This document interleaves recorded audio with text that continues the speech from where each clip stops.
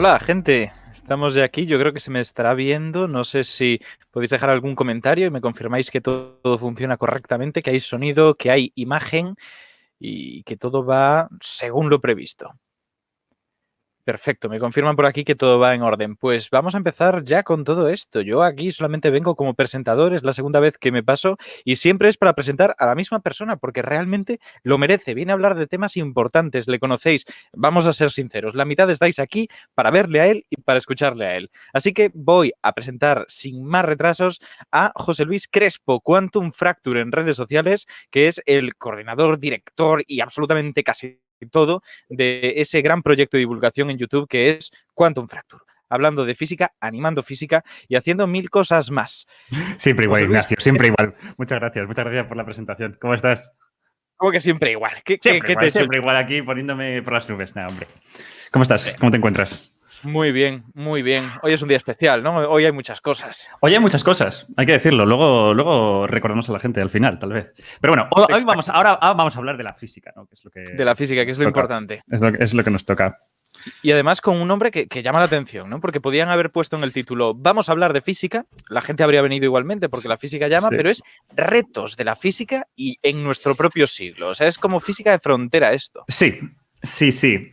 Además, es un título muy delicado porque la frontera de la física, los retos de la física del siglo XXI, wow, hay tantos retos. Siempre en la ciencia, vayas a la disciplina que sea, te vas a encontrar un montón de problemas abiertos. Por eso los científicos tienen trabajo, porque tienen que efectivamente resolver esos problemas de frontera. Incluso en este tema de la física, podríamos estar hablando todo el día de problemas, pues distintos disciplinas de la física, distintas ramas de la física, pues cada una tiene sus propios problemas, desde los problemas que son más de aspecto ingenieril, como son los de la física aplicada, como los más teóricos y profundos, que son de los que vamos a hablar porque yo barro para casa. ¿Podrías poner algún ejemplo rápido de esos problemas que son más de física aplicada? Cosas como, por Mira, ejemplo, vamos a hacer un acelerador más grande. por ejemplo, la física de aceleradores, que digamos, en física de aceleradores hay como una conexión entre física de partículas y física aplicada, es cierto. Vamos a hacer un acelerador más grande, vamos a hacer un campo magnético más poderoso, vamos a hacer una pila de hidrógeno que sea muy rentable. Eso perfectamente es un problema, por ejemplo, actual, hacer pilas de hidrógeno o pilas de estado sólido que sean muy buenas. Y eso es física, no es tanto, tiene como Pero su gustito ingenieril, pero es te da física. un poquito de alergia el decirlo, ¿no? Dices, es física, pero con la boca pequeña. Yo como provengo del ámbito que se suele decir más teórico, más de alta energía, más de el universo, las particulillas y eso, Claro. pues a mí me da un poquito de alergia. Pero es cierto que esos problemas están y son muy interesantes y tienen que resolverse y nos solucionarán mucho más la vida que los profundos, hay que decirlo. Pero es verdad que los profundos tienen cierta poesía. Al final atraen más, Sí, ¿no? Tienen esa sí. resonancia que dices, oh, me habla del universo, de qué soy yo, de dónde vengo. Exactamente. Son como mucho más filosóficos. Y en ese sentido, por eso te los traigo también a ti, por tu background en filosofía, que creo que vamos a tener una conversación muy interesante. Aficionado absoluto, pero sí, me Esto, gusta. ahora sí, esto va a tener un final relativamente apoteósico, ¿vale? O Vale, espero que lo vale. tengas. Esto lo he hilado bien. Creando hype, perfecto. Pero bueno, habiendo dicho esto, también debo matizar que hay problemas también en materia condensada, como es, por ejemplo, cómo se pueden comportar los superconductores de alta temperatura, estos superconductores, estos materiales que son capaces de que la corriente eléctrica pase sin resistencia eléctrica. Pues hay materiales especiales, estos superconductores, que funcionan a temperaturas muy altas y el mecanismo por el que lo hacen, pues no se entiende. Y ese es un reto, por ejemplo, dentro de materia condensada, que está todavía abierto a los teóricos de la materia condensada, por ejemplo. La gracia de que trabajen a temperaturas tan altas entiendo que es que puedes usarlos para circuitos o para lo que sea sin tener que estarlos refrigerando, ¿no? Abarata mucho costes, Tienes que estarlo refrigerando, pero no pero tanto con igual. nitrógeno líquido, que es mucho más asequible que el helio líquido. O sea, es mucho más sencillo estar enfriando las cosas a aproximadamente menos 100 grados Claro. que a menos 300 grados, que es como la locura total, ¿no? Pero hay que Es un reconocer que sentido. menos 100 también es serio. No, no es algo que consigas con una neverita de playa. No necesitas nitrógeno Vale. líquido, pero bueno, al menos es algo mucho más asequible, incluso para el público. así Perfecto. que entender esos superconductores, y hay mucha física detrás, muy compleja, también temas topológicos, o sea, hay matemáticas duras ahí detrás, pues eso está ahí. Pero yo vengo a centrarme en los aspectos más elementales y fundamentales, los retos, digamos, más profundos, más de escarbar, ir a las partículas más pequeñas y ver cómo funciona esto. Pues ahí Claro. vamos. en ese sentido, os voy a deleitar con 3 problemas de frontera. ¿Vale? Tres problemas de frontera que llevan a los físicos a abrir distintas líneas de investigación, desde las famosas teorías de cuerdas de Sheldon Cooper hasta cosas un poquito más delicadas como están trabajando los físicos en el CERN, el acelerador de partículas. Vale, así que, a ver, para empezar, yo creo que lo primero que tenemos que contar es qué sabemos. Antes de hablar de la frontera, tenemos que hablar de dónde está esa frontera, dónde está ese muro que separa, ese muro de hielo que separa las tierras de Juego de Tronos de los salvajes. Pues vamos a definir cuál es esa frontera, ¿no? Vale, bueno, lo primero es, hay una idea que es fundamental de la que vamos a estar hablando todo el rato y es la idea de campo, que es una idea muy antigua, es una idea que proviene de la fundación mismísima de la física, prácticamente, aunque fue desarrollándose con el tiempo.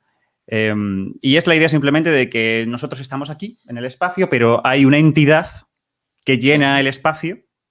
Y esa entidad que llena el espacio y que puede tener propiedades, valores, y que esas propiedades, esos valores de esa cosa que llena el espacio, como si fuera una especie de fluido, no exactamente, pero como una cosa que llena el espacio, nos afectan. Esa es la idea del campo. Estamos sumergidos, por así decirlo, en varios campos. El más famoso es el campo electromagnético, que es el que permite que esta conversación esté sucediendo, el que transporta las ondas del wifi, la luz, la radiación térmica que desprendemos, etcétera. El campo es una idea muy fundamental. Pero una cosa muy importante es que esta idea de campo como de una entidad que tiene propiedades y ya está, fue modificada a lo largo del siglo XX. A lo largo del siglo XX los campos cambian y eso es lo que nos da como una capa nueva de realidad. Cambian en 2 sentidos. Cambian en que, para empezar, el señor Einstein se da cuenta de que el campo gravitatorio puede ser comprendido de una manera distinta. La gravedad puede ser comprendida a través de una cosa que tiene forma de campo, pero no es un campo en el sentido de una cosa que está en el espacio, sino que es el propio espacio. Einstein se da cuenta de que... Pero el propio espacio tiene esta propiedad de campo, ¿no? En cuanto a que tiene valores de una propiedad determinada, como puede ser esa gravedad, en distintos puntos. Sí, no son propiedades o algo así, es más bien la curvatura. Es decir, se entiende como que la geometría del espacio ha dejado de ser euclídea. Y eso quiere decir que el campo gravitatorio sería como una propiedad de esa geometría. O sea, sería como la geometría manifestándose como si fuera un campo. En matemáticas es la métrica. Es básicamente. Es decir, digamos que de repente lo que te das cuenta es que el campo gravitatorio no existe como tal, como un campo, sino que es realmente una propiedad emergente, o mejor dicho, un fenómeno o una consecuencia de que el espacio pueda curvarse, el espacio y el tiempo. Muy importante, las 2 cosas. No habría gravedad sin que el espacio y el tiempo se curvaran. Esa es la primera frontera, el darse cuenta que la gravedad es un fenómeno de la curvatura del espacio-tiempo. Por un lado, relatividad general. Ese es uno de los dos, ¿no? La gravedad la entendemos así actualmente, sin decir que el hecho de haber detectado ondas gravitacionales y saber exactamente cómo son y que se hayan detectado y sean exactamente como se han predicho, igual que tener la foto mítica del agujero negro y que esa foto sea exactamente como se habían predicho las simulaciones, esas 2 cosas, que se hayan conseguido esas 2 cosas, es porque sabemos que el espacio-tiempo es este ser flexible y entendemos muy bien cómo funciona. Por ahora, la relatividad general, esta idea de que el espacio-tiempo es flexible y que funciona, esa flexibilidad es de un modo adecuado, no ha sido superada. Sigue siendo inquebrantable. Ahí tenemos uno de esos pilares de lo que sí que conocemos. Eso es. Es uno de los pilares de la física. El otro pilar se fragua a posteriori de la relatividad general y es la teoría cuántica de campos. ¿Vale? Este campo que tenemos, de repente, al principio del siglo XX nos damos cuenta de que la física de lo más pequeño es radicalmente distinta a la física de lo grande. Nos damos cuenta de que existe el mundo cuántico, de que existen las leyes cuánticas, de que fenómenos extrañísimos como que de repente un objeto aparenta tener varias velocidades al mismo tiempo o estar en varios sitios al mismo tiempo o girar para un lado y girar para el otro al mismo tiempo. Esta idea de las superposiciones, de repente descubrimos que eso está ahí. Eso está ahí y se manifiesta y que podemos detectarlo. Y que ese comportamiento cuántico, además, también lo manifiestan los campos. Esta idea de, vale, pues si los objetos cuánticos como tal objetos puntuales, partículas, tienen manifestación cuántica. Oye, ¿por qué no lo vamos a generalizar a las colecciones de partículas? Es decir, a los campos, las cosas, las entidades estas que llenan el espacio, ¿por qué no van a tener también este comportamiento cuántico? Y cuando se explora esta idea, se encuentra la teoría cuántica de campos, que es un corpus enorme, ¿no? No es una teoría, sino más bien es un marco teórico en el que tú puedes englobar teorías de muchos tipos. Es eso, es como ponerle vallas. Es como ponerle vallas al campo, literalmente. Así que claro, la teoría cuántica de campos lo tienes. Hablamos de una teoría que es realmente potente a nivel predictivo también, ¿no? Es de hecho muy poderosa. Se entiende que es la teoría más precisa que tenemos. Una cifra en concreto que es el momento magnético anómalo del electrón. Es un numerito muy concreto de varias cifras. Bueno, pues esta teoría consigue cuadrar 12 cifras o 10 cifras. Es decir, fijaos las 10 cifras. O sea, ni siquiera con... Es una locura, ¿no? Es como predecir, pues no sé, a ver, me lo voy a inventar, la distancia de aquí al Sol. Esto lo había escuchado así. Había escuchado que era como la distancia entre más o menos Madrid y Los Ángeles con una diferencia de un pelo de grosor, el grosor de un pelo humano. Está muy bien. Más o menos eso. Yo hubiera dicho la distancia de aquí al Sol en kilómetros y lo aciertas a nivel del metro, seguramente. Porque eso pues oye, posiblemente. Y si alguien quiere hacer los cálculos y pasarnos en pangolines en el chat, exacto, en pangolines, muy importante. Pero esa es la idea, ¿no? Que... una unidad del sistema internacional nueva y maravillosa. Exactamente. Y bueno, muchas otras propiedades. La teoría cuántica de campos es un éxito total y completa, sobre todo en un mundo totalmente antiintuitivo como es el mundo microscópico, un mundo en el que tienes que acceder a él a través de los aceleradores de partículas. No es una cosa que veas en un laboratorio sin más, sino que requiere de mucho procesado de datos y un esfuerzo muy laborioso de investigar y corroborar estas teorías y, sin embargo, lo clavan. Es una maravilla. Esa es la frontera. Vale. Este entendimiento de que los campos que nos rodean, además, son cuánticos y que la gravedad es esa deformación del espacio-tiempo. A esto se le suma que el estudio de los campos cuánticos nos llevó a entender que las partículas de las que estamos hechos son manifestaciones de los campos. Es decir, que no hace falta pensar en la realidad como campos por un lado y partículas por otro, y campos afectando a partículas y partículas afectando a campos, sino que realmente la realidad son todo campos y que las partículas de las que estamos hechos son, por así decirlo, vibraciones que suceden en estos campos, perturbaciones que suceden en estos campos. Por ejemplo, hay un campo que es el campo del electrón y las vibraciones que suceden en el campo del electrón son los electrones que nos forman. Claro. Son vibraciones extrañas, son vibraciones que se comportan de manera no lineal, son vibraciones que tienen comportamientos muy raros, aparte de los cuánticos. Y eso lo hace muy interesante y lo hace una teoría muy complicada de tratar. Y quiero empezar por esto, porque por aquí están los problemas. Vale, hasta aquí hemos ya centrado lo que es lo que conocemos y ahora empezamos a explorar esa frontera y por la parte que trae problemas, que siempre es la más interesante. Vale, pues una cosa que los físicos se dieron cuenta enseguida es, vale, si los campos de toda la vida, el campo electromagnético, los otros campos que estamos descubriendo, que estamos suponiendo que existen, los hemos tratado de manera cuántica y todo ha salido estupendamente, oye, ¿por qué no vamos a hacer lo mismo con la gravedad? Es decir, vale, la gravedad ahora sabemos que es esta estructura del espacio-tiempo, ahora sabemos que la gravedad es realmente la deformación del espacio-tiempo, pero ¿puede ser esta deformación del espacio-tiempo cuántica? Es decir, ya no es solo que manipules el espacio, sino que el propio espacio, cuando lo vuelves muy pequeñito, tiene este comportamiento cuántico a la vez que los campos. ¿Se puede encontrar ese comportamiento cuántico del espacio-tiempo? Esa fue la pregunta. Vale. Y cuando los físicos intentaron hacerlo, intentaron volver cuántico al espacio-tiempo dentro de los números, fue un desastre. Fue un desastre total y completo. Aparece una cosa que se llama divergencias. Es básicamente que tu teoría ha petado. Tu teoría te salen infinitos, ¿no? No eres capaz de cuantificar cosas. No tienes predicciones. Te sale todo infinito porque hay algo como que está intrínsecamente mal. Este es el reto de mucha gente dice, a los que no sabemos de física en un primer momento dado nos dicen, no, es que en la teoría salen infinitos y claro, empezamos a pensar en cosas ya prácticamente filosóficas, es decir, ¿qué significará esto, la eternidad y tal? No. Es que ahí hay algo que no funciona. Sí, literalmente. Es como si... Es un error de la calculadora, tal cual. Mira, yo lo diría así. Es como intentar calcularte el área de un cuadrado. Tienes un cuadrado y dices, vale, vamos a ver cuánto mide el área. Y te sale el área infinita. Y dices, vale, este área No puede ser. no es infinita. No, esto no puede ser. Claro. Así que hay algo que he hecho mal. ¿Dónde está el fallo? No sé calcular, no sé calcular áreas. Tengo que aprender a integrar. Pues básicamente esa es la movida del problema de la gravedad cuántica. El problema de la gravedad cuántica es que no se sabe cómo volver a la gravedad cuántica. Básicamente. No se sabe porque hay muy buenos argumentos de por qué la gravedad tiene que ser cuántica. Tiene que tener este comportamiento, tiene que existir. No es algo baladí, no es como, ya que todo es cuántico, y pues venga, también la gravedad cuántica. No, hay muy buenos argumentos. Podría ser, sino lo más lógico, sabiendo lo más que lógico sabemos, es es pensar que...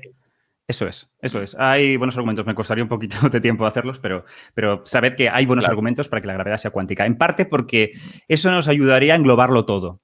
Y esa es una de las metas de la física, eso es uno de los retos de la física a partir de este problema. Y es esa idea de no solo cuantizar la gravedad, no solo el mero hecho de tener la gravedad cuántica, sino el hecho de tener todas las interacciones, el electromagnetismo, todas las cosas que forman la realidad, englobarlas debajo del paraguas de la cuántica.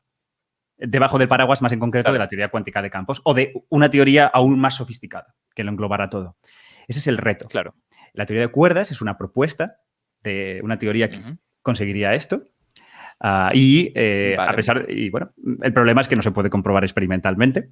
Ese es el mítico problema de la teoría de cuerdas. Y esto es por una cosa muy concreta. Entonces, porque esto también va a ser importante para los siguientes problemas. La energía de Planck. Vale, este es un término que aparece, o la masa de Planck, aparece muchas veces y a veces es un poco confuso. ¿Qué es esto? Seguramente algunos habréis escuchado cosas como la distancia de Planck o el tiempo de Planck y os dicen, ¡buah! Esta es la distancia mínima del universo. Y mucha gente anda con esto como... Píxel, ¿no? El píxel del universo. Y dicen, no, yo creo que no podrían estar más errados. Bueno, nunca se puede saber, pero no podrían estar más errados. Lo que son estas unidades de Planck, lo que te están diciendo es un momento, una escala, una situación en el universo en el que la gravedad se ha vuelto tan potente como los agentes que dominan en la física cuántica. Voy a expresarlo así. En nuestro mundo real, el electromagnetismo es muchísimo más poderoso que la gravedad. Sin ir más lejos, yo con mis movidas moleculares, químicas, etcétera, es decir, fuerzas electromagnéticas, yo perfectamente puedo coger este boli, levantarlo simplemente con mi energía electromagnética en el fondo, ¿no? Mi interacción electromagnética, puedo levantar este boli y superar a toda la Tierra tirando de este boli al suelo. Solamente con el electromagnetismo puedo superar la fuerza de la gravedad que tengo debajo de mis pies. Y se podrían hacer muchos ejemplos. Y esto se debe a que la constante de gravitación universal, esa G, que nos enseña en la escuela, es muy pequeña. Es un valor muy pequeño. En comparación con otras constantes físicas que son las que rigen la fuerza que tienen el electromagnetismo, la fuerza nuclear y otras fuerzas cuánticas, ¿no? Entonces, la cuestión es que eso cambia. Esto no sucede siempre. La cuestión es que tú puedes tener dos objetos y que esos dos objetos se repelan electromagnéticamente, ¿vale?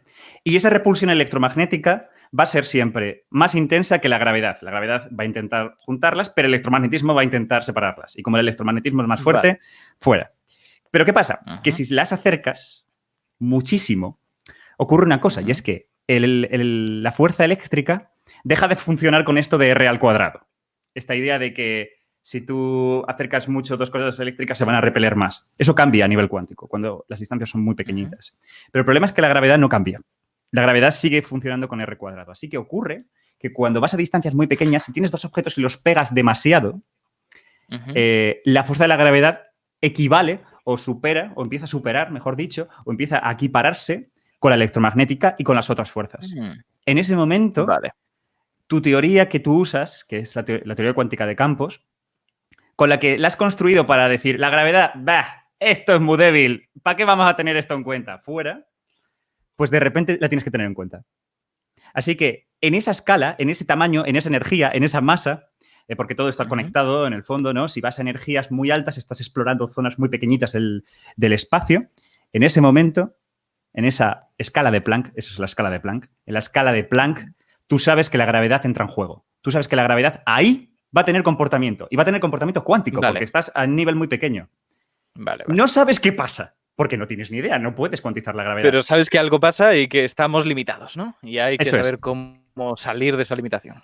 Eso es. O sea, tú lo tienes claro. Tú si llegas a la masa de Planck, o si tú tuvieras un acelerador de partículas que llegara a la energía de Planck, tú sabes que algo va a pasar. Vale. Y si no pasa, sería una locura. O sea, si no pasa, Claro. física se viene abajo, pero no pasaría nada. Maravilloso. Pero maravilloso. Pero eso hace buenos titulares, ¿no? La física se viene abajo, sí, tal o sí cual. Sí, más trabajo para los físicos, bien. Es la sal, ¿no? Es la sal de la vida. La sal de la vida. En ese sentido, mucha gente dice que lo que pasa en ese límite es que el espacio se cuantiza. O sea, el espacio como tal, ahí está el píxel de espacio. Cuando la gravedad se vuelve cuántica, lo que ocurre es que el espacio como tal se cuantiza. Y esto no está claro. Hay teorías que sí que sostienen que el espacio se vuelve cuántico en el sentido de que son como hay píxeles, y otras teorías que no. Por ejemplo, discreto. Eso es, se vuelve discreto, es la palabra técnica. La teoría de cuerdas, por ejemplo, no. Su opositora, Loop Quantum Gravity, la teoría cuántica de bucles, dice que sí. Y otras propuestas. Por ejemplo, la famosa teoría de Wolfram Alpha, no, de Wolfram Alpha, digo, de Wolfram. Nos metemos en fregar. Wolfram. La teoría de Wolfram, por ejemplo, también supone una descripción del espacio, pero creo que es más allá de la distancia de Planck. Es mucho más pequeña, efectivamente. Mucho más pequeña. Él establece un límite muchísimo más restringido. ¿Por qué? Porque sí. Bananas. Bueno, en fin, la cuestión es que la masa de Planck al menos sí que tiene un sustento físico muy elemental, muy básico, muy sencillo, es un argumento muy sencillo de por qué ahí te debería pasar algo. Y eso lleva directamente a los siguientes problemas. Y es que tú sabes que ahí la teoría ya peta. Tú sabes que ese es tu límite de tu teoría. Ahí ya no sigas. Ahí está la frontera súper trazada, ¿no? Hemos hecho un gran zoom en la frontera. Eso es. Y eso nos lleva al Higgs. Y es la gente quería escucharlo. Porque ya han salido preguntas, que si el Higgs, que si los bosones. Ahora con lo de Dark está también muy de moda hablar de él. Claro, así que... Claro. Eso. Nos vais transmitiendo sin problemas. Vale. A ver, primero hay que entender una cuestión interna de la teoría cuántica de campos que se llama renormalización. A ver, la idea es esta. Vale, tú tienes tu bosón de Higgs. ¿Vale? O tienes un fotón, o tienes una de las muchas partículas subatómicas que conocemos que existen y que son, como he dicho antes, vibraciones en un campo. Bueno, pues estas partículas, una cosa que sabemos es que, por lo general, viven muy poquito. O sea, se desintegran, decimos. Decaen en otras partículas que son más estables. Por ejemplo, las que estamos hechas son súper estables. Por eso estamos aquí, básicamente. Los electrones, protones, neutrones son muy, muy, muy estables. Pero otras partículas que conocemos que existen, por ejemplo, los hermanos del electrón, el muón, el tau, desaparecen en fracciones brutales de un segundo. Desaparecen y decaen precisamente en electrones. Y vuelven a su estado de electrón, emitiendo en el proceso otras partículas como neutrinos, etcétera. Entonces, lo que ocurre es que todas estas partículas viven en el mundo cuántico. Y eso es problemático. Por ejemplo, imaginaos que yo tengo un electrón. Y el electrón pues va viajando por el espacio, de chill. Vale. Pero podría pasar una cosa, y es que un muón, mejor, el muón, ¿no? El hermano mayor del electrón. El muón va por el espacio. El que decae. Y el muón, de repente, como es todo cuántico, pues podría, en un cierto momento, decaer en un electrón y en un neutrino, si no me equivoco, en un neutrino muónico. De repente va el muón, hace ¡pum! Y se convierte en estas dos partículas. Podría pasar eso o podría no pasar nada y que el muón siguiera su recorrido. También podría pasar que se desligaran estas dos partículas y en vez de hacerlo en esta dirección, lo hicieran en esta. ¿Vale? O lo hicieran muy despacito, o lo hicieran a una velocidad brutal. Porque como van en direcciones opuestas, variedades. Sí, es decir, pueden pasar muchas cosas. Hay muchas posibilidades de las cosas que pueden suceder. También podrían pasar cosas súper locas, ¿no? Como que el muón se desligara, que el electrón, al desligarse de aquí, soltara un fotón, una partícula de luz, que luego esa partícula de luz se recombinara con el electrón y luego siguiera su camino. Vale. Y así... Porque sí, también. Porque patatas. Porque puede pasar, porque es posible. O sea, porque entra dentro de las reglas del juego. Y así podrían pasar montones de cosas. Haz todas las combinaciones de Legos que te apetezcan. Podrían pasar muchas cosas. Y el problema, o digamos que uno de los problemas que tuvieron la gente de teoría de cuántica de campos cuando empezaron a trabajar en ella, es que pasa todo a la vez. o que puede pasar todo a la vez. La posibilidad de que esté sucediendo todo simultáneamente o que aparente estar simultáneamente sucediendo está ahí. Está ahí. Vale. Y eso complica las cuentas, los cálculos, porque eso afecta a cantidades físicas, como por ejemplo, si yo mido un electrón en un laboratorio o en un acelerador de partículas, ¿qué masa va a tener? Pues, Claro. ¿qué masa va a tener? Depende, porque todas estas operaciones tienen energías asociadas, van a afectar a la masa que yo mido del electrón. No es la masa intrínseca como ella, la masa pura, pero sí a la masa efectiva, la masa que yo mido del electrón. Y eso Vale. es problemático. Es problemático porque esos son básicamente integrales y cálculos matemáticos muy complejos que lo que les pasaba a la gente que empezaron a hacer estas cosas es que daban infinitos por todas partes. Una vez más, divergencias, tal y como pasaba con la gravedad cuántica. A diferencia problemitas, que de repente tienes un cálculo muy complejo sencillamente porque está pasando todo a la vez. Cuántica, es lo que hay. Lo bueno, que un grupo de investigadores, Toft y muchos otros antes, Weinberg creo que estaba metido en esto también, inventaron una cosa que se llamaba renormalización. Vale. Renormalización son un montón de trucos, medio matemáticos, medio físicos, es un híbrido milagroso. Un híbrido extraño que es muy complicado de entender. Tengo que reconocer que en profundidad yo no entiendo ni de lejos cómo consigue renormalización arreglar algunas de estas cosas. Pero es como de una sutileza y una finura brutal. Y lo que permite es que estas cuentas se puedan hacer. Renormalización arregla la teoría cuántica de campos y te permite calcular cosas. Y es lo que permite que estos cálculos pues, puedan suceder. ¿Vale? Esto se añade también a otra técnica que se llama regularización. Regularización lo que hace es que, vale, yo tengo mi muón, ¿no? Se desintegra en este electrón neutrino y van en estas direcciones, ¿no? Bueno, pues sí, pueden ir muy despacito, pueden ir muy rápido, pueden ir más rápido, pueden ir más rápido y de repente tengo como un montón de energías a las que puede salir el puñetero electrón disparado y puede ir como a un montón de energías, un montón de velocidades, lo cual equivale a energías muy, muy altas. Entonces digo, ostras, pues es que si empiezo, es que esto podría salir a una energía infinitamente alta o bueno, o tan grande como yo quiera. Lo infinito no puede ir a infinita energía, pero es que no hay límite, ¿sabes? No hay límite porque ya no es una cuestión de que el muón va en esta dirección, ¿no? Y en esta dirección porta una energía, pero como las dos partículas van en direcciones opuestas, ahí eso puede tener la velocidad que quiera. Eso conserva toda la energía, eso conserva todo el momento. Claro, porque no digamos que las gallinas que entran por las que salen, unos compensan a otros, porque tienen al final la energía opuesta, ¿no? Entiendo. Algo así.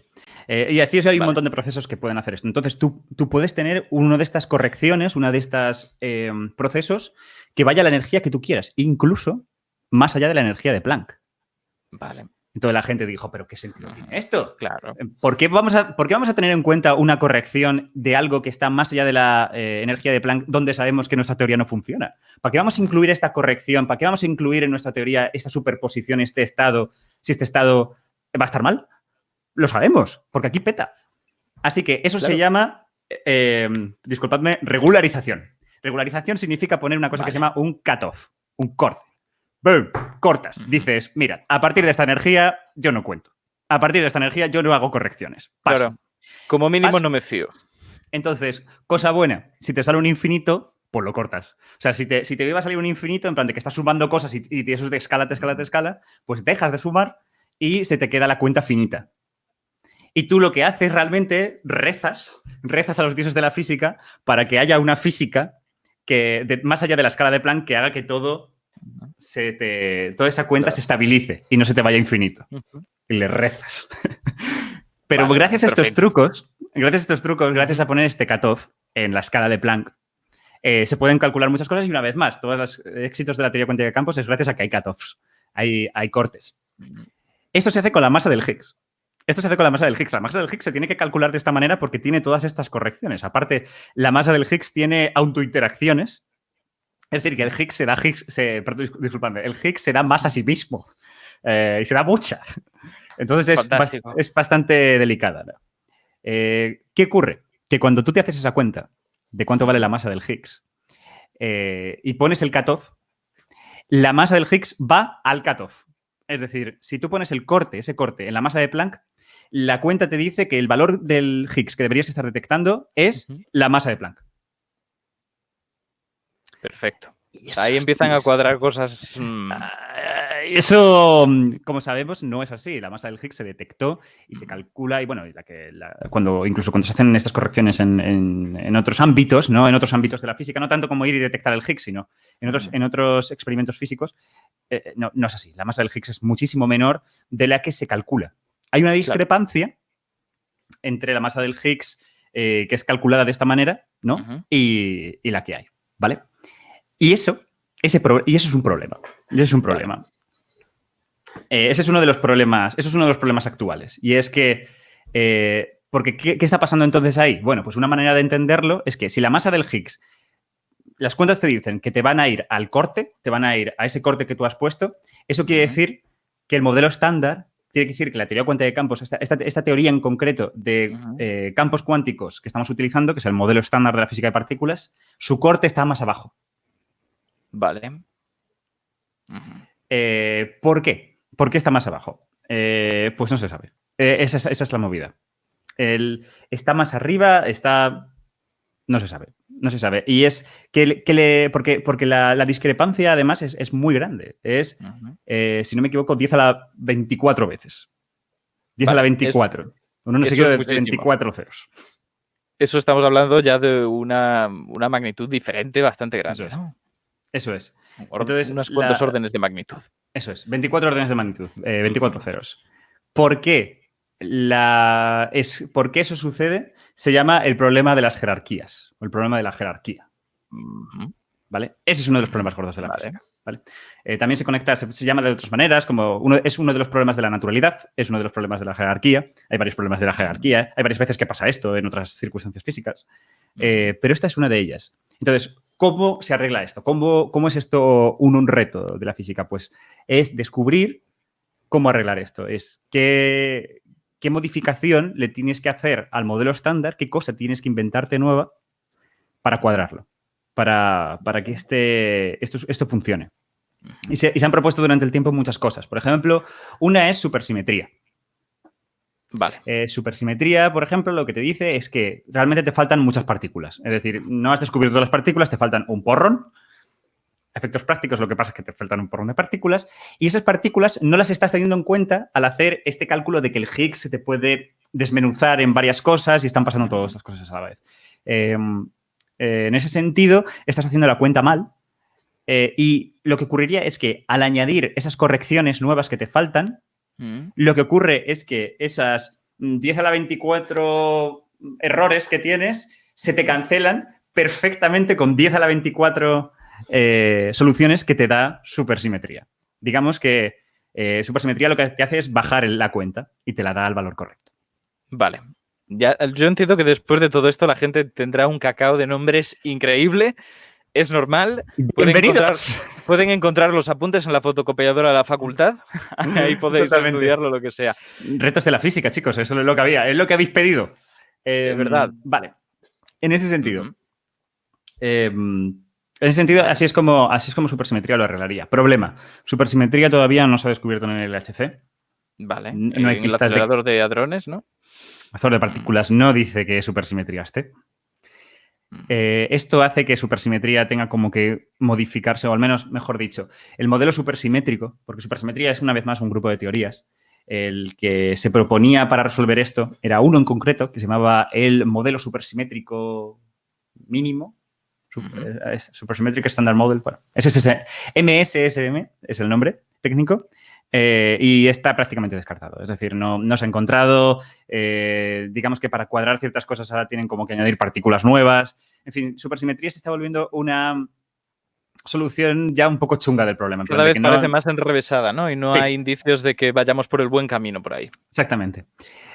Hay muchas otras propuestas. Hay propuestas, por ejemplo, de que existan otras partículas en este sentido, de que las partículas que nosotros pensamos que son elementales, por ejemplo, es que los electrones realmente no son fundamentales y que estén formados por partículas más pequeñas, que se llamarían leptoquarks. Esta es la teoría de los leptoquarks. También está un poquito, es decir, hay propuestas así individuales, pero tampoco hay como una evidencia sólida de que esto pueda ser... Y lo mismo pasa con muchas otras propuestas, por ejemplo, de añadir una interacción nueva una interacción nueva que sea la que pegue todas estas partículas aún más pequeñas de las que estamos pensando. Y luego otra idea aún mejor o aún más loca es que haya más dimensiones extra. Que nuestro universo, digamos, esté embebido, esté dentro de un universo o de un espacio de muchas más dimensiones, que las partículas puedan moverse libremente en esas dimensiones una vez pasan una cierta frontera, una cierta energía, y eso lo que haría es que la masa de Planck, que nosotros pensamos que es de un cierto valor, sea mucho más pequeña. Vale. Es decir, estaríamos como mal viendo cómo funciona la gravedad, en ese sentido. Comprendo. Las dimensiones extra también es una posible solución, pero una vez más, no se ha detectado. Las dimensiones extra dan señales a alta energía y no se ha visto ninguna señal. Pues ninguna de estas hipótesis han funcionado por ahora. Por defecto, como estamos hablando de la frontera, hay muchas especulaciones que antes o después se plantearon y hemos ido acumulando evidencias a favor, en contra o neutras. Sí. Por lo que algunas cosas estarán casi a punto de desfasarse y otras cerca de poderse confirmar, tal vez, ¿no? Por fortuna, estas ideas son muy amplias. Claro, son muy amplias. Y entonces puede caber muchas cosas dentro, hay que decirlo. Pero eso es maravilloso. A mí una cosa que me gusta mucho de cómo lo estás trabajando todo esto, porque a pesar de ser denso, no lo vamos a negar, está siendo un programa muy denso para volverlo a ver, estás haciendo una cosa que yo no había visto. Y voy ahí a romper una lanza muy a favor de que sigas por este camino. Y es lo siguiente.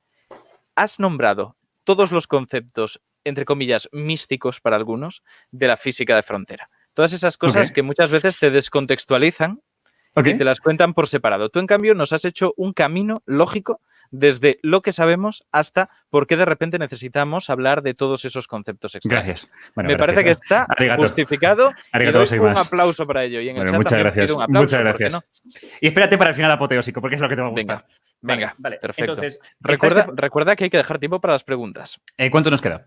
Pues depende, si hacemos 45 minutos nos quedan 8. 7. Pero hacemos un poco más, no te preocupes.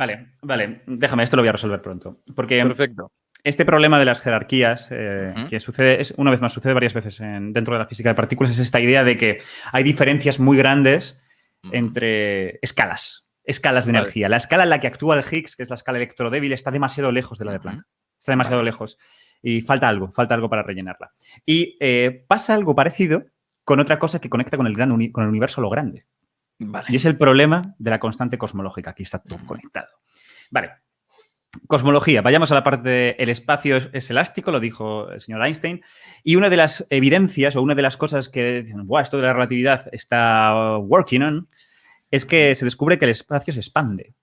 Que allí, a las grandes distancias, las distancias entre galaxias, resulta que esos caminos que conectan las galaxias entre ellas están creciendo, se están aumentando. El espacio en las grandes distancias se expande, aumenta, crece, se fabrica, podremos decir. La cuestión es que uno de los grandes descubrimientos a finales del siglo XX, principios del XXI, podríamos decir incluso, es descubrir que esta expansión del espacio es acelerada. No es solo cuestión de que se expanda, sino que cada vez se expande más rápido. Va cogiendo aceleración, ¿no? Va cogiendo aceleración. Se acelera, sí. Ahora, ¿por qué se acelera? Bueno, pues esto es una cosa que las propias ecuaciones te dicen. La propia ecuación de Einstein. Si el espacio se acelera, solo puede ser porque hay una cosa. Hay una componente, hay una sustancia que hay en el espacio que se comporta de una manera muy extraña, que se llama la energía oscura, o la llamamos energía oscura. Básicamente, energía oscura es básicamente una palabra para decir no tenemos ni idea. Pero tiene que haber algo aquí que esté contrarrestando otra serie de fuerzas, ¿no? Una vez más, no es nada místico, en el sentido, es oscura porque eso quiere decir no tenemos ni idea. Desconocido, no sabemos, oscura, no la vemos, no sabemos. Y es energía en el sentido de que hace cosas. Ya está. Sabemos que hay algo que hace cosas y que no sabemos qué es. Ya está. Eso es la energía oscura, esa es la idea de la energía oscura. La energía oscura, pero sí sabemos cosas, en el sentido de que tiene una propiedad muy curiosa. Y es que la energía oscura aumenta con el espacio. Vale, pensad en esto. Imagínate que tienes una caja con aire, con partículas o con bolitas, por así decirlo, con bolitas. Si tú la caja vas y la haces más grande, el doble de grande, el número de bolitas que hay dentro de la caja no cambia. Simplemente has hecho la caja más grande, no lo que hay dentro. El contenido sigue siendo el mismo. Entonces, esas bolitas pues van y se reparten por la caja y están más separadas unas de otras. Lo mismo pasa con el universo. Nosotros vivimos una caja que se hace cada vez más grande y como la materia no se puede fabricar de la nada, pues cada galaxia se separa una de otras y se vuelve, digamos que la cantidad de materia, la cantidad de galaxias que hay en el universo se hace menor, la densidad baja. La materia no cambia, pero su densidad baja. Bueno, pues la energía oscura, la muy cabrona, pasa lo contrario. Se hace más grande la caja, se hace más grande la energía oscura. Tú haces más grande el espacio y la energía oscura crece con el espacio. Esa es la propiedad extraña que tiene la energía oscura. Vale. Y eso, los físicos de partículas, cuando lo vieron, dijeron, wow, esto se parece a una cosa que ya conocemos. Y es precisamente un campo. Los campos son entidades que llenan el espacio y no los puedes quitar de ahí. Tú no puedes quitar un campo de donde está. Puede tener valor 0, pero que quitar el campo no puedes quitarlo. Así que tú haces más grande el espacio y el campo amplía con el espacio. En concreto, esta energía oscura, la propuesta más natural, más normal, más que dices, venga, esto tiene que ser esto. No hay otra. Es que sea la energía de base, la energía de vacío de los campos. Es esta idea de que los campos tú no puedes tenerlos quietos. Por ser cuánticos, por tener esta movida del principio de incertidumbre, no pueden estarse quietos. Y al no estarse quieto tiene una energía de fondo, de base. Irán fluctuando, ¿no? Están con todo el rato como fluctuando y no puedes calmarlos. Y esa es la energía de base. Entonces, vamos, pinta y colorea, blanco y en botella, ¿no? La energía oscura es la energía de base de todos los campos, las decenas de campos que forman nuestro universo. Vale, pues una si es... explicación preciosa, ¿eh? Ya está, pues fácil, ¿no? Vale, pues ya está, lo tenemos, ¿no? Cosmólogos, medidnos cuál es esa cantidad que es la energía esa que tiene esa energía oscura, cuál es su intensidad, por así decirlo. Vale, pues los cosmólogos van, miden sus cosas del universo, el fondo de microondas, el BAO, las galaxias, pim pam. Vale, pues se mide con esto, que es una constante que se llama la constante cosmológica. La hemos medido y mide esto. Vamos a decir 1. Mide 1 en unas ciertas unidades, ¿vale? Mide 1. Vamos a ponerlo así. Vale. ¿Cuánto dice la teoría que tiene que medir? Los físicos de partículas dicen, venga, vamos a sumar la energía de esos campos. Y le sale 10 elevado a 120. Es decir, 10 elevado a 120. O sea, no es que te equivoques. Es que te equivoques en una cifra con 120 ceros.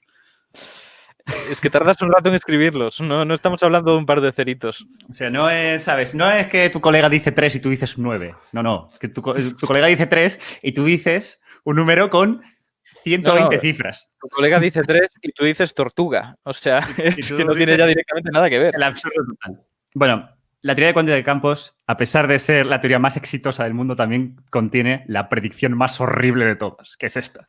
Predecir que la constante cosmológica es 10 elevado a 120. Es un número del orden de 10 elevado a 120. Incluso puede que más.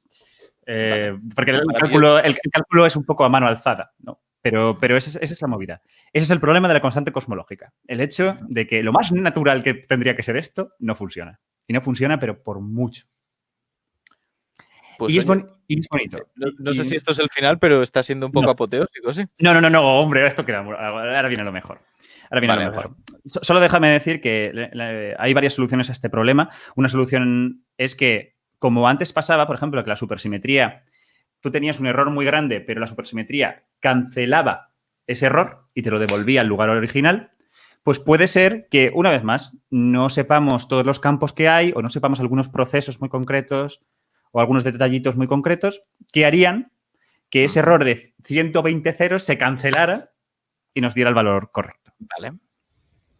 También podrían pasar muchas otras cosas, como por ejemplo que estuviéramos interpretándolo todo mal y que la constante cosmológica, por ejemplo, este efecto de que el universo acelera, realmente se deba a que la gravedad no la entendemos del todo bien y que con una gravedad cuántica mucho más compleja, una teoría mucho más enrevesada, pues este efecto de aceleración se explicará de otra manera y no hiciera falta ninguna constante cosmológica ni estas interpretaciones, sino que hubiera algo superior. Incluso puede que pase que no haya ni constante cosmológica y que realmente los cosmólogos, al intentar medirla, se han equivocado. Es complicado esto, son gente muy precavida, se sabe con muchas maneras, pero en noticias y tal a lo mejor veis alguna vez en plan, científicos descubren que el universo no estaba acelerando, que a veces saltan o algo así. Y es porque es un tema muy delicado. Comprendo. Al final es mucho de mediciones y te puedes ahí pinzar. Eso es. Pero ¿qué pasa? Que ahí están los problemas y parece que al final del día... Es decir, podríamos haber también hablado, por ejemplo, de la materia oscura y todo eso, pero bueno, esos son problemas en plan de que falta algo, te se encontrará, pues ok. Y que no da tiempo, además. Así que... Y que no da tiempo. Pero es que estos problemas en concreto tienen un trasfondo muy poderoso. Ocultan una cosa horrible. Y es que fíjate lo que estoy diciendo. Es decir, vale, o sea, lo que estamos diciendo es, vale, existe este error, pero lo que ocurre es que, pues eso, pues no tenemos bastantes campos o no entendemos algo o ocurre algo que hay algo que falta y entonces los 120 cifras de error, pues de repente, ¡pup!, se me van a cancelar esos 120 ceros y me va a dar la cifra correcta. Y lo mismo con lo de las jerarquías, lo de la masa del Higgs, pues ya está. Me faltan cosas y cuando encuentre esas cosas, pues eso ya se aplacará y todos contentos. Pero hay que pensarlo esto un poco de manera un poco filosófica. Y es, fíjate lo que estás diciendo. Lo que me estás diciendo es que, de algún modo, en el universo tiene que estar pasando algo. Tiene que haber como una serie de fuerzas que se están contrarrestando de manera tan fina, de manera tan delicada, tan sutil, que 120 cifras, que un número enorme, se tiene que estar restando con otro número enorme y que de esa resta tan fina y tan precisa me dé justamente el número que mido en la realidad. Lo que están ocultando es un problema que se llama de fine-tuning, un problema de ajuste fino. Es esta idea de que todo tiene que estar como ajustado al milímetro, porque fijaos, ¿no? Una resta de 120 cifras, o sea, tiene que estar ajustado 120 cifras que tienen que estar siendo todas la misma para restarse y que la última de ellas ya te dé algo. Es un problema de ajuste fino, es un problema de... Y este es un problema estético. No es un problema de física de verdad, pero es un problema inquietante y estético, porque a muchos físicos... Una cosa, a riesgo de acabar con el clímax de todo esto, hay que darse prisa, que son y 46 y me lo chivan por el chat. O sea, no solamente es que diga, vamos a cumplir. 3 minutos. Cosmokaisa, por favor, dejadme que acabe esto. Hay físicos que les incomoda mucho el hecho de que el universo esté fine-tuned, es decir, que el universo tenga este ajuste fino. Les incomoda mucho, porque mucha gente teísta lo arguce como una razón. Dice, claro, aquí lo que nos está apuntando la física es que alguien ha ajustado esto. Alguien ha controlado estas manecillas, las ha puesto todas así para que el universo exista. Claro, está muy afinado para que esto sea casualidad, básicamente. Exactamente. Y eso a los físicos por lo general les incomoda muchísimo. Y es como un pretexto para decir, vale, si esto pasa así, si esto está ajustado fino, es porque está mal. Es porque hay algo mal. Hay algo que no estamos entendiendo. Tiene que haber un mecanismo detrás de esto que lo ajuste todo. Es decir, que no esté ajustado. O sea, tiene que haber algo que lo deje así. Y ahora hablamos un poquito más de esto, pero también recuerda, porque esto ha pasado más veces en la física.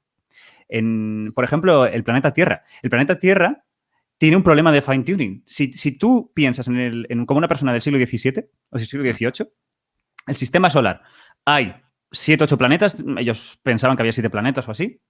Y de los 7 planetas, wow, hay uno que está justo en el radio correcto, que tiene la masa correcta, que está en la posición correcta, con no sé qué y no sé cuántos, como un montón de parámetros del sistema solar, que tiene la órbita perfecta como para que haya vida. Qué casualidad, ¿no? Esto es claro, una clara evidencia de que Dios existe, ¿no? Porque alguien ha tenido que fine-tunear esto, han tenido que colocar este planeta justo aquí, porque de casualidad no se podría haber formado aquí. Pero claro, luego pasa el tiempo y descubrimos que los exoplanetas existen, que existen otros planetas, que las estrellas del firmamento son como soles en los que también hay planetas, y de repente nos damos cuenta de que la idea de planeta se puede replicar en muchas zonas del universo y que estamos aquí lo más seguro porque nos ha tocado. Porque de todas las veces que se han hecho planetas en el universo, pues esta es la vez que ha tocado en el lugar correcto, con las condiciones correctas para que haya vida. Así que no estoy diciendo que a lo mejor existen montones de universos y que a lo mejor estos problemas de fine-tuning se arreglan de esta manera, en el sentido de que igual que hay muchas tierras, a lo mejor hay muchos universos, pero estos problemas de fine-tuning se han encontrado muchas veces en la física. Claro, no es la primera vez y hay formas de resolverlos sin tener que recurrir a una entidad superior. Sí, a Dios, o bueno, al Dios en el sentido de a una entidad inteligente que lo ajuste todo. Vale. Y ese es el final. Es un gran final, es un muy buen final. Hemos acabado tarde y no hemos dado tiempo de las preguntas. Yo le pregunto a la buena gente del Cosmokaisa, ¿hacemos 3 preguntitas rápidas y terminamos o queréis que lo dejemos ya? Porque es en función de cómo tengáis todo cuadrado vosotros. En cualquier caso, si queréis ir dejando preguntas por el chat, es una buena opción. Bueno, espero que os haya merecido la pena. Nos dice que sí, que podemos proceder a leer algunas preguntas. Así que dejadlas por aquí. En cuanto las tengamos, las leemos. Exactamente. Es complicado. Te dan la tarea de hablar sobre los retos de la física y claro. Es que has hecho un paseo completo. Es que me parece muy guay porque has hecho realmente un paso lógico de un punto a otro. Decir, mira, y esto lo sacamos por los mones, dejad de que abra la ventana. Preguntan por aquí algo que... Perfecto. De todos modos, yo ya voy adelantándole a Luciano Héctor, que ha hecho una pregunta aquí al final, que dice, ¿dónde se pueden ver los trabajos donde se intentan cuantizar la gravedad? Normalmente lo suyo es buscar revistas científicas. No sé si nos has escuchado, Crespo. Sí, sí. Yo, si te interesa muchísimo, ve a Physical Review Letters o ve a... o bueno, más sencillo, sin que tengas que pagar nada. Vete al Archive, ARXIV, Archive, el archivo, y pon Quantum Gravity. Y verás un poco todas las investigaciones, todas las propuestas o todos los empujones que da la gente de Quantum Gravity, de gravedad cuántica, para intentar resolver el problema. Aunque que tenga cuidado, ¿no? Porque en Archive hay de todo. Hay de todo. Y cuando hablamos de cosas de este estilo, que rozan entre lo físico y lo filosófico, hay mucha gente que se pone a lanzar barbaridades. Por lo normal, yo digo que en Archive, yo sostengo que en el Archive hay bastante calidad científica, pero... Por supuesto, pero que tenga cuidado, que intente tener una visión general y no que vaya a un par de artículos que puede coincidir que no sean los más rigurosos. Exactamente. Pregunta también por aquí José Ramón Zurita Jarillo lo siguiente, y dice, en la teoría de universos paralelos, ¿la constante G podría ser diferente para otro hipotético universo? Sí, esta es una manera de resolver lo que he dicho antes, ¿no? Del fine-tuning, y es que existan otros universos y que estas constantes físicas que no sabemos realmente por qué son así. Es decir, pueden pasar dos cosas. Que realmente haya como un mecanismo, algún tipo de mecanismo que te diga cuál es esa constante. Algo así como pasaba con, no sé, cualquier cosa predictiva, ¿no? Que puede predecir la física, que a veces dices, no, esto, por ejemplo, la masa del Sol o el radio del Sol.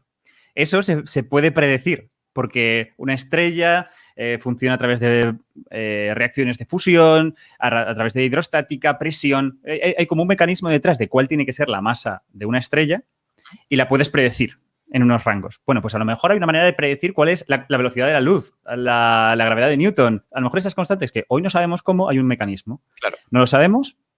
Puede que sea eso o puede que sea, pues, rollo el radio de, o pues yo qué sé, la masa de la Tierra o algo así, ¿no? Que es como toca.